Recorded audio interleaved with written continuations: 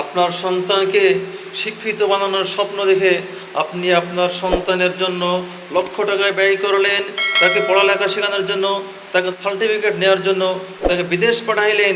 শুনে এখন মুসলমান, যদি আপনি আপনার সন্তানকে কোরআন না শিক্ষা দেন, আপনার সন্তানকে যদি আপনি দিন না শিক্ষা দেন, আপনার সন্তানকে যদি আপনি নামাজ না শিক্ষা দেন, আপনার সন্তানকে যদি আপনি কোরআন অনুযায়ী তাকে না করতে পারেন, আপনার মতন ব্যর্থ বাবা, আপনার মতন কপাল ফোড়া বাবা, আপনার মতন কপাল ফাটা বাবা এই আল্লাহর জমিনে দ্বিতীয়টা আর কই নাই। আপনার সন্তানকে বাংলা শিক্ষা দেওয়ার জন্য আপনি মাস্টার ঠিক করে রাখছেন, সে সপ্তাহে আসে 6 দিন 4 দিন, তার বেতন দেন আপনি তাকে 2000 টাকা।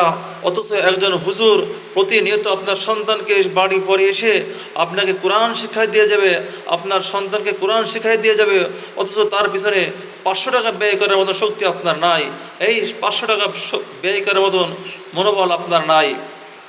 আপনি কোরআন পান নাই তো কিছুই পান নাই, আপনি কোরআন পেয়েছেন তো আপনি দুনিয়ার সব পেয়ে গিয়েছেন। বাংলা টিভি ইসলামের কথা।